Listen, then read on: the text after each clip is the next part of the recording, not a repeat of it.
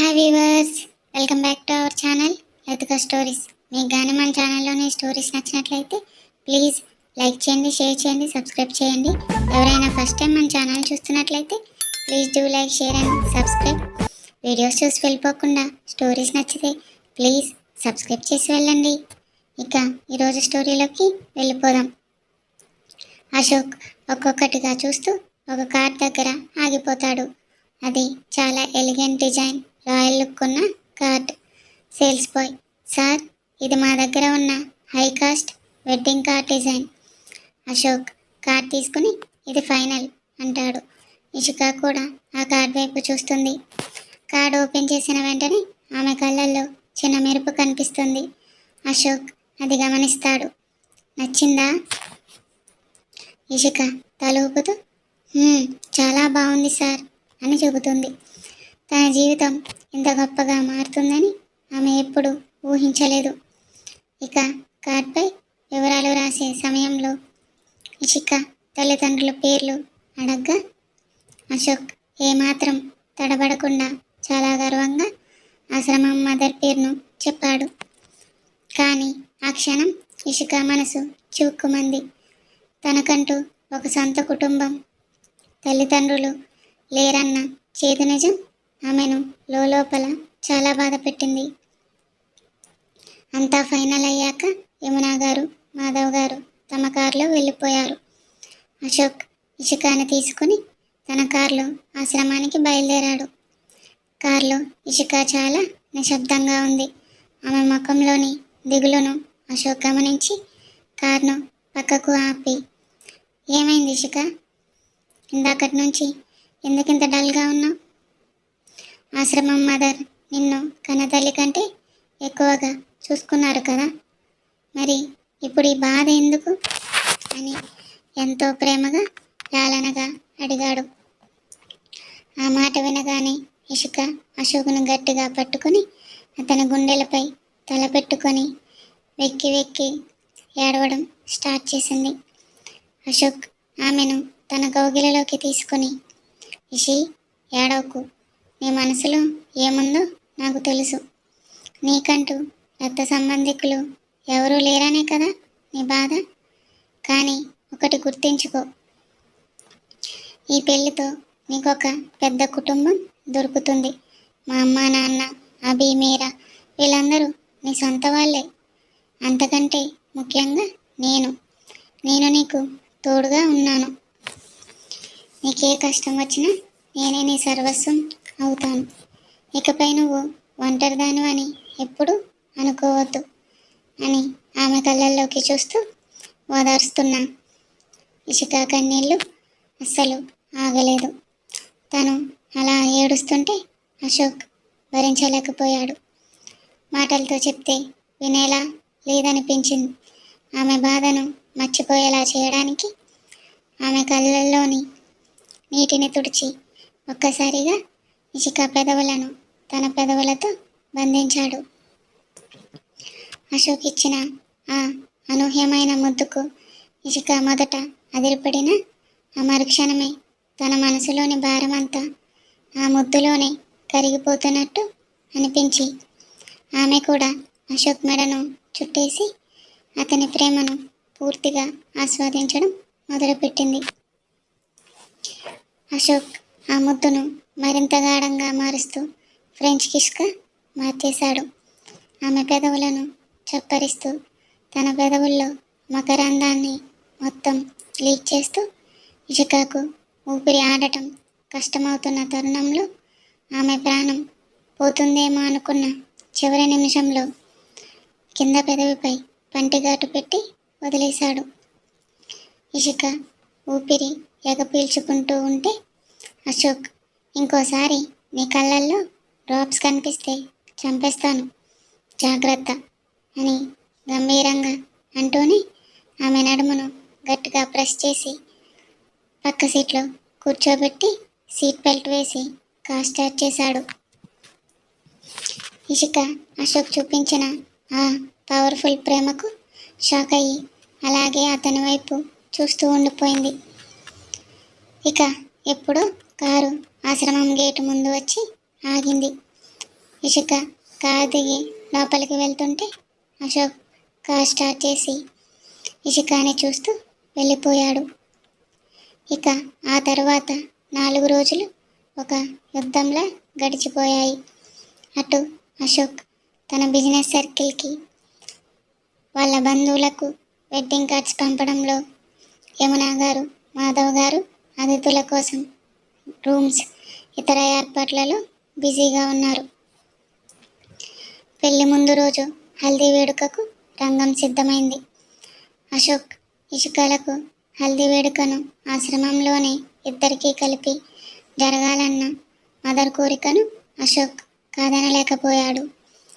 ఆశ్రమం ప్రాంగణమంతా పసుపు రంగు బంతిపూలతో, మామిడి ఆకులతో ఎంతో అందంగా ముస్తాబు చేశారు.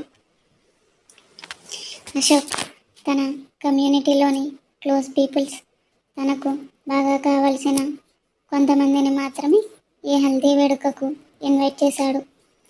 ఇక వచ్చిన అతిథులందరూ పసుపు రంగు దుస్తుల్లో మెరిసిపోతుంటే ఆ వేడుకలో అందరి కళ్ళు ఒకచోటే ఆగిపోయాయి.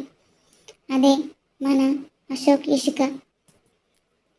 వాళ్ళిద్దరూ జంటగా నడుచుకుంటూ వస్తుంటే అందరి కళ్ళు వాళ్ళిద్దరిపైనే నిలిచిపోయాయి. తెల్లటి చీరలో ఇషిక నిజంగానే భూమికి దిగి వచ్చిన దేవకన్యలా మెరిసిపోతుంటే, ఆమె పక్కన తెల్లటి కుర్తాలో అశోక్ ఎంతో హుందాగా, హ్యాండ్సమ్గా కనిపిస్తున్నాడు.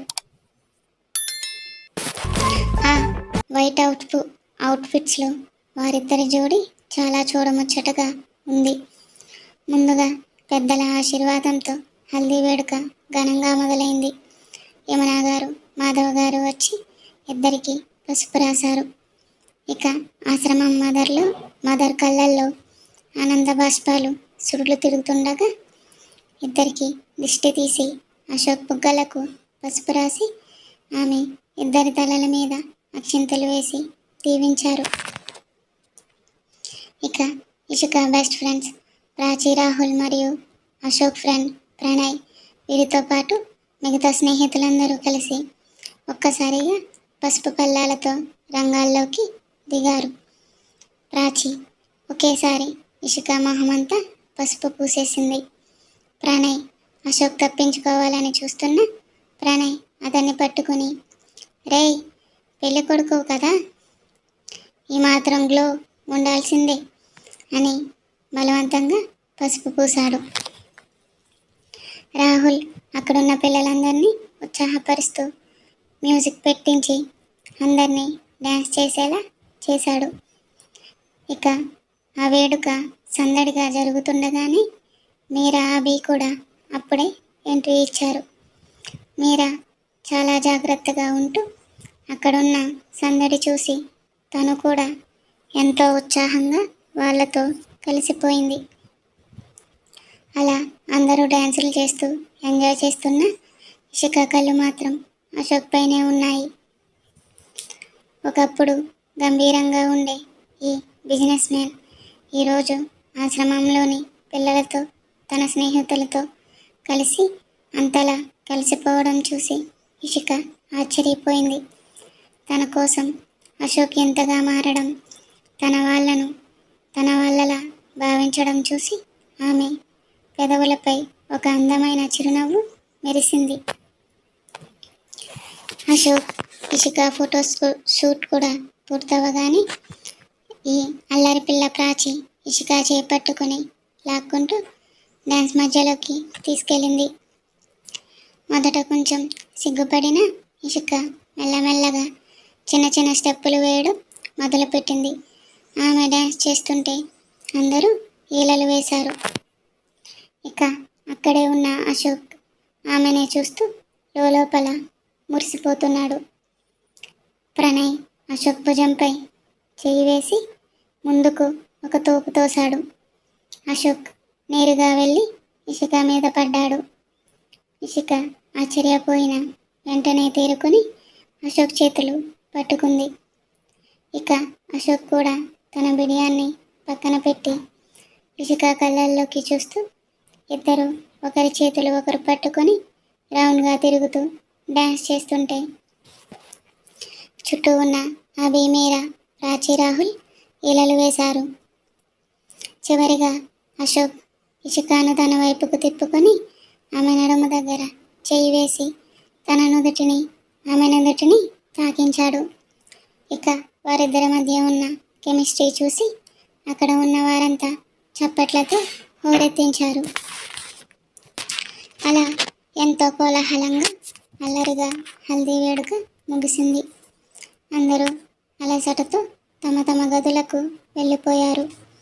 అశోక్ కూడా ఫ్రెష్ అయ్యి తన చేతిలోకి 2 ఫుడ్ ప్లేట్స్ పట్టుకొని ఇషిక ఉన్న గదిలోకి వచ్చాడు. అక్కడ ఇషిక కిటికీకి ఆనుకొని వెన్నెల కురుస్తున్న బయట ప్రపంచాన్ని తదేకంగా చూస్తూ ఏదో ఆలోచనల్లో ఉంది. అశోక్ వెనక నుంచి ఆమె నడుము చుట్టూ చేతులు వేసి హత్తుకొని, ఏంటి బేబీ, ఏం చూస్తున్నావు? ఇషిక అతని వైపు తిరిగి, చాలా హ్యాపీగా ఉంది సార్. ఇదంతా మీ వల్లే. నాకంటూ ఎవరూ లేరనుకున్నా. అలాంటిది నాకు ఒక పెద్ద కుటుంబాన్ని మీ దగ్గర నుంచి ఇంత ప్రేమను ఇచ్చారు. దానికి అశోక్ నవ్వుతూ, ఇంకొకసారి నా వల్లే అని అనకు. ఇది మనిద్దరి వల్ల ఏర్పడిన ఈ బంధం. సరే, ముందు ఇది తిను.